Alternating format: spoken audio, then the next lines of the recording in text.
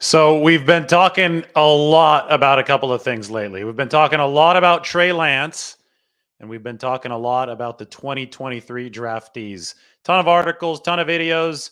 I'm going to have another one coming out on Braden Willis here in a couple days, the 49ers tight end that they picked in the 7th round out of Oklahoma. Of course, the Trey Lance discussion this afternoon right here was a big one. And, it just reminds me that we always have to zoom out, look at the bigger picture. Since we're talking about the 2023 draftees, and since we're talking about the most prominent 2021 draftee in Trey Lance, I think it's a good time to check in on the rest of that 49ers 2021 draft class. They're going to be entering their 3rd season, and in a lot of ways, it's a moment of truth for this 2021 draft class. Now, forget Lance for a second. There's plenty of content about him everywhere on this channel, on The Athletic, other channels. If you want to talk endlessly about Trey Lance's potential, you can do that. But why don't we talk about the substance of the class that came after Trey Lance and check in on them, see where they are entering this 2023 season.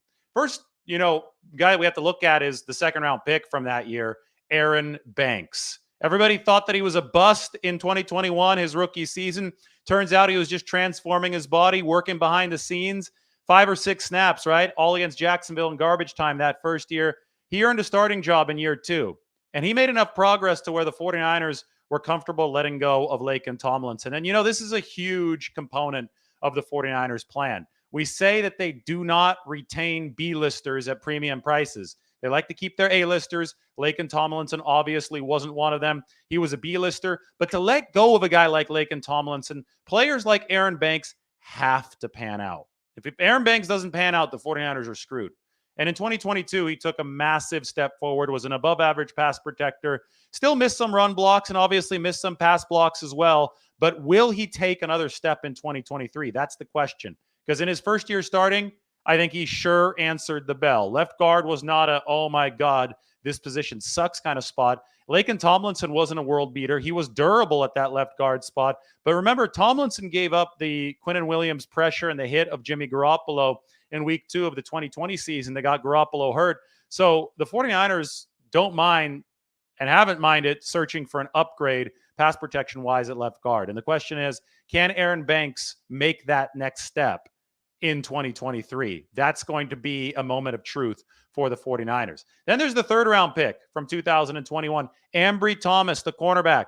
Remember, he didn't really see the field in the early part of 2021. It seemed that Deommodore Lenoir had surpassed him on the depth chart, and we'll talk a little bit more about Lenoir later. And then late in that season, Ambry Thomas made a charge. The 49ers obviously that year had terrible cornerback injury issues. The depth was not good. Ambry Thomas, who had dealt with colitis and lost, 20 or 30 pounds in college at Michigan later on in his time there, he came in a little frail, a little weak, but it seemed that he was getting better at the catch point as his rookie season went along. His movement skills weren't a problem. He was always in the vicinity and usually the shadow of an opposing wide receiver. It was just that he was getting beat at that catch point. And he seemed to figure that out toward the very end, right? He had that interception. Obviously, that wasn't that tough of a pick. That was a severely underthrown ball from Matthew Stafford to seal the NFC West title. But even in the playoffs, Ambry Thomas, he missed that game against Green Bay, but the game against Dallas, he wasn't a liability. And then there was the game against the Rams. He did fine for a while, and then the 49ers started getting roasted down the stretch. So Ambry Thomas had a so-so freshman year, rookie season, seemed to be getting better. Bad taste in everybody's mouth to finish the year, but everybody said, okay, he's going to hit an NFL weight room for the 2nd straight offseason now. He's going to come back in 2022, bigger, faster, stronger, with an emphasis on stronger. The problem is it didn't really happen. Ambry Thomas rode the bench, probably due to an injury issue. That was probably a big part of it in the 2022 season, but it was a disappointing sophomore campaign.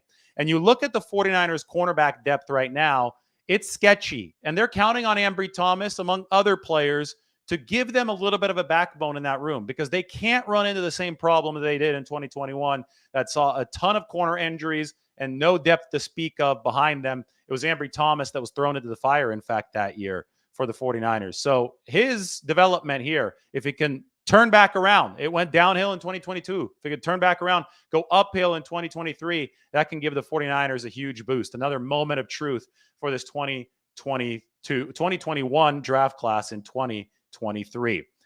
Let's move on to Deommodore Lenoir. So remember, they picked Thomas in the 3rd round of 2021, Lenoir in the 5th. So everybody said, okay, well, Thomas might be higher up on the pecking order, but only for a while he was higher up on the pecking order. Ever since that 2021 end, Deommodore Lenoir seems to have surpassed Ambry Thomas, and now it's obvious. Deommodore Lenoir is a starter for the 49ers at cornerback, another 5th-round gem. The hyena. He was gangbusters down the stretch of that 2022 season. In the playoffs, the interception of Dak Prescott.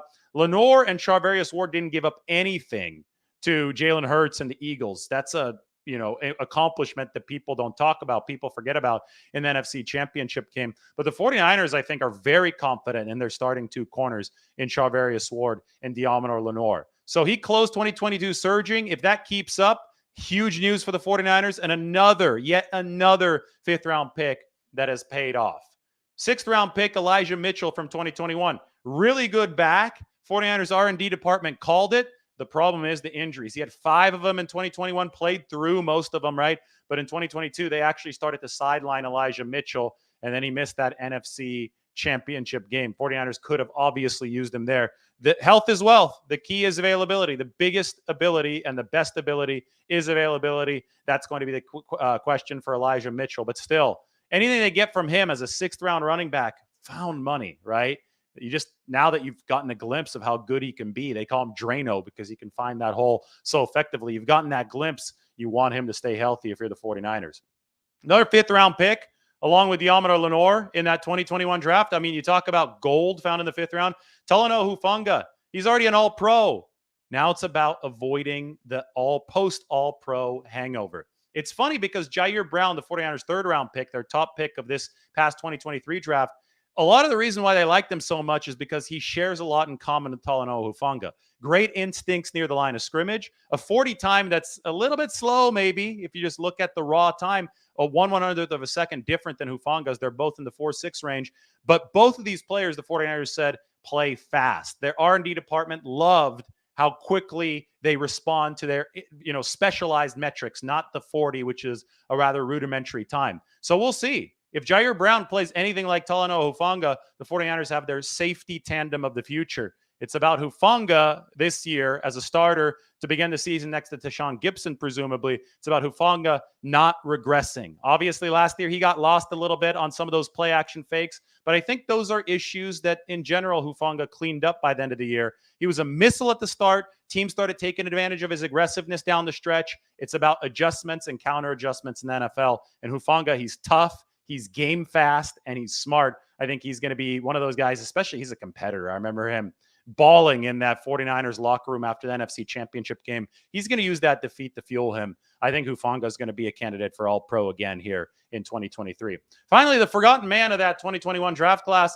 might end up being a big factor in this 2023 season, and that's Jalen Moore. Remember, 2020 draftee Colton McKivitz, 5th-round pick, surpassed Jalen Moore, 5th-round pick in 2021.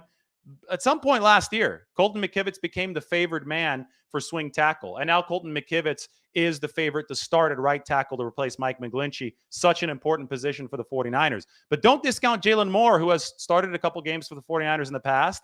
It's not like McKivitz has proven anything over a longer stretch. So Jalen Moore can throw his name in there either for right tackle. Maybe he can work and push Colton McKivitz for that job, or for swing tackle, where the 49ers signed veteran Matt Pryor. But Matt Pryor hasn't burned the world on fire either. So Jalen Moore, year 3, can he be better than he has been in years 1 and year 2? Remember, he started this whole battle ahead of Colton McKivitz on the pecking order. Now he's behind him, but you can never have too many quality offensive linemen. That's our look at the 2021 draft class. It is a moment of truth for them entering this 2023 season. Let me know who you're looking forward to watching in the comment section, and we'll talk to you all very soon.